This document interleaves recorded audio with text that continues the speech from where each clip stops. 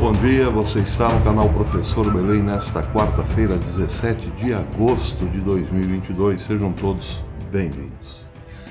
Meus amigos, em 2018, durante a campanha à presidência da República, muitos aqui no YouTube diziam: olhem para a Venezuela e perguntem se é esse país que vocês querem para os próximos anos. Pois é, 4 anos depois, durante as campanhas, por assim dizer, novamente podemos usar o exemplo de um país vizinho. Só que não mais a Venezuela, embora a Venezuela continue a mesma, ou um pouco pior, de 4 anos atrás. Mas hoje pode-se dizer: olhem para a Argentina e perguntem se é esse país que vocês querem para os próximos anos. Meus amigos, a Argentina está no fundo do poço. Tudo porque, claro, fez a opção preferencial pela igualdade social, que nunca deu certo em lugar nenhum. Hoje quem fala muito sobre isso e dá um raio-x do que está acontecendo na Argentina é o jornalista Joaquim Morales Solá.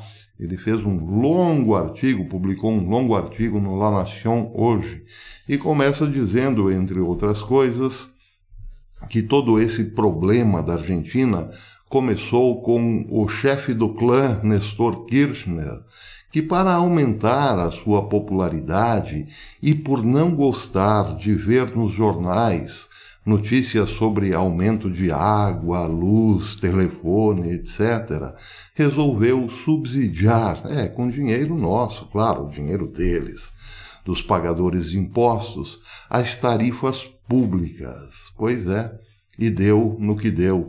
Diz Solá o seguinte: os subsídios para as tarifas públicas foram uma invenção do kirchnerismo, pois o fundador da dinastia, Néstor Kirchner, odiava a própria ideia de ver notícias de aumentos de preços de serviços tão básicos quanto o gás, por exemplo, na primeira página dos jornais, quanto a eletricidade também, etc. O que começou como uma estratégia para consolidar a sua modesta liderança política inicial, tornou-se depois uma prática permanente. Por quê?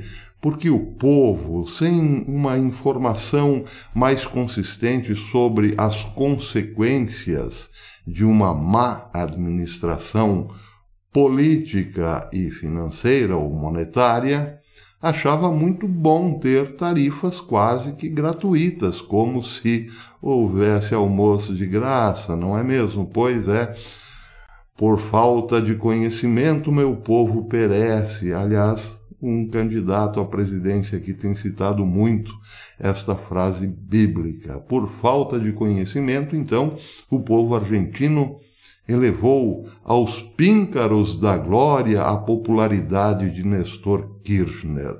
Este sim é homem bom, porque nos dá tarifa quase que de graça. Só que prestem atenção, vejam as consequências disso. Notícia do próprio Solá. Hoje, cerca de 45% da sociedade argentina, agora por esses dias, terá aumentos de gás em 170% e aumento de eletricidade em 300%. Imagine você aqui pagando a conta da luz, mais ou menos R$300 por mês, e de repente vê-la saltar para R$900. E aí? O seu salário, claro, não terá esse aumento, não dará esse salto, mas as suas contas sim. Já pensou? Pois é, esse é o momento que a Argentina vive. Tudo por conta do populismo, do governo tocado a canetaço. O preço está alto? Baixa. Pois é, isso de Solá só teve uma pausa durante o governo Macri. Mas logo depois, claro, com Alberto Fernandes, o populismo voltou. A retomada de Solá do populismo com a restauração kirchnerista de 2019 fizeram os números explodirem. Os números são o que contam na economia. O Estado deve ter 15 bilhões de dólares disponíveis esse ano, dólares e não pesos, para financiar importação de energia. Precisará desembolsar 15 bilhões para ter energia. Em quase 20 anos de liderança dessa facção peronista, diz ele, com exceção dos 4 anos de Macri, a sociedade se acostumou ao fato de que os serviços públicos são quase gratuitos. Mas, diz ele, como nada é de graça na vida, o outro lado desse desperdício é que a sociedade argentina sofre, ao mesmo tempo, uma das cargas tributárias mais pesadas do mundo. É isso. Primeiro vem aquela oferta maravilhosa. Se eleito for, gasolina será quase de graça, transporte público barato para todos. O gás custará bem pouquinho. E a luz será sim radicalmente abaixada. Bem, mas e aí? Com que milagre se fará isso? Sem uma reestruturação de base? Não, negativo. Sem fortalecer a indústria? Menos ainda. E com uma indústria fortalecida, claro, é preciso grandes obras de infraestrutura. Nada disso, claro, é feito por governos populares, que, quando assumem o poder, se preocupam basicamente com manter a publicidade em alta, investindo nessas questões sociais, que depois só o que fazem é prejudicar economicamente a vida das pessoas. Para se entender a política de um país, é preciso entender as condições sociais das pessoas. E se formos hoje para a Argentina, veremos um gigantesco número de miseráveis, de pessoas que foram caindo na escala social, até se tornarem hoje muitos pedintes, pessoas sem futuro nenhum, desesperadas, dormindo nas ruas e pedindo esmolas, gente que podia estar, claro, no mercado de trabalho. Pois é, por isso que hoje podemos sim dizer, usando o mesmo exemplo da Venezuela há 4 anos atrás, olhemos para a Argentina, porque lá está, sim, um modelo que nunca deu certo e que hoje é vendido, continua a ser vendido, até mesmo por aqui, como se fosse uma grande novidade, como se tudo dependesse de um reizinho e sua caneta. Pois é. Bem, eu vou deixar aqui na descrição o artigo, esse longo artigo de Solá, que dá exatamente o raio-x e o porquê a esquerda destruiu a Argentina. Porque a esquerda, via de regra, não sabe governar. Ela sabe fazer propaganda e ativismo político, mas não sabe governar. E a razão é muito simples. A base de todo governo está, claro, na inteligência dos seus ocupantes, que começa lá na universidade, quando o garotão passa no vestibular e entra na universidade. Ele está se candidatando ali a ser futuramente um dos comandantes da nação, seja em que esfera for do poder.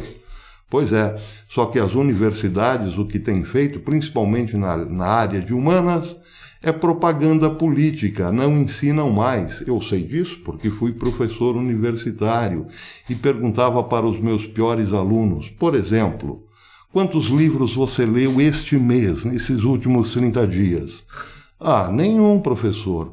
E em quantas festas regadas a maconha e cerveja você foi?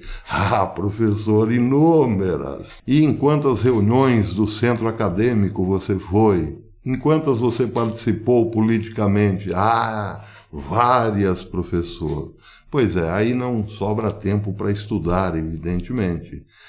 Então o aluno sai da faculdade com o seu diploma, porque ninguém mais reprova hoje em dia, tão ignorante quanto entrou. Porém diplomado, claro. Mas sai também com vários slogans decorados e na ponta da língua, como abaixo o capitalismo, fora genocida e por aí vai. Esse, quando for chamado para governar, fará apenas o que aprendeu no centro acadêmico e nas festinhas da universidade. Só lorota, só slogans, palavras vazias. Esse é o comunismo, por isso que não funciona. Bem, a Argentina, quem o diga, mas nós também passamos por nossas agruras. Hoje não haveria problema nenhum na Argentina se estivesse aqui no poder alguém muito preocupado, por exemplo, em fazer obras no exterior para promover a pátria grande. Aqui, por exemplo, se fez obras em Cuba e outros países da pátria grande. Hoje, claro, esse país estaria apto, sim, se não estivesse totalmente destruído economicamente, a dar um socorro para os hermanos. E também, se Chávez estivesse vivo no começo de seu governo, com muito petróleo caro, por sinal, poderia salvar a situação de Alberto Fernandes. Quer dizer, mascarar a situação, dar um monte de dinheiro para que ele comprasse bastante energia e distribuísse para os pobres. E a dívida, a dívida vai aumentando e vai sendo empurrada com a barriga, até que vem alguém como o Macri, por exemplo, uma solução tampão, que, para tentar reverter a situação, passa por impopular. Agora, detalhe, os 4 anos de Macri, a inflação chegou a 30%. E o dólar estava, ou melhor, o peso estava a $60. Claro que os argentinos não queriam aquilo porque era muito duro. Porém, a inflação e o dólar estavam estabilizados nos últimos meses de Macri. Mas os argentinos preferiram dar crédito às promessas de Papai Noel. Que, aliás, é bem vermelho, não é mesmo? Pois é. Mas hoje, meus amigos, vejam que maravilha. O dólar já passa de 135,26 centavos de peso. E a inflação, que era 30% ao ano na era Macri, agora é a maior dos últimos 30 anos. Já passa dos 71% ao ano. Uma notícia importante, uma grande vitória para Donald Trump no estado de Wyoming. Lá, Harriet Hageman venceu as prévias para o Congresso. Derrotou ninguém mais, ninguém menos do que Liz Cheney, filha do ex-vice-presidente mais impopular da história dos Estados Unidos, Dick Cheney. Ele foi vice-presidente do Bushinho, do Bush filho. Ele era mais impopular do que foi Joe Biden, acredite. Ele chegou a ter 11% só de popularidade. Por quê? Porque ele lutava com unhas e dentes pelos interesses das grandes petroleiras, não se importando em momento algum com as linhas republicanas. A sua filha, a mesma coisa, é republicana, mas ataca Trump já há muito tempo. Ela, aliás, foi uma das que mais lutou para o impeachment de Donald Trump. Sim, ela é republicana do Wyoming e lutava agora para ser a escolhida do partido para disputar uma vaga no Congresso. E perdeu.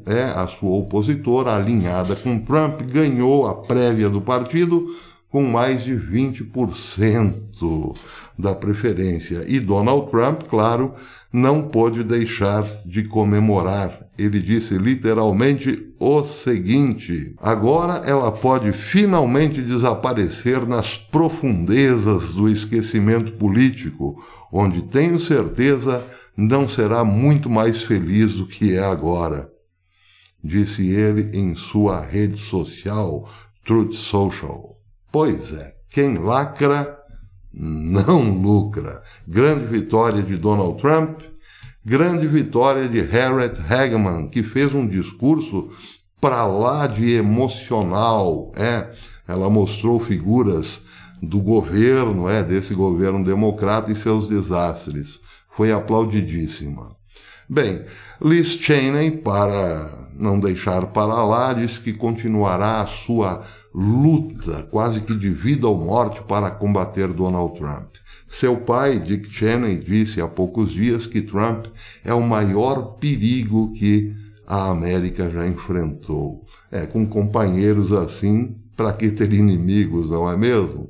Claro que são republicanos disfarçados. Essa gente não é nem republicana, nem democrata. Eles são basicamente dinheiristas, ou apenas isso, e estavam, claro, interessadíssimos em manter a oligarquia democrata no poder, porque afinal dali saem os grandes lucros, principalmente com a guerra, não é mesmo? Mas isso já é outra história.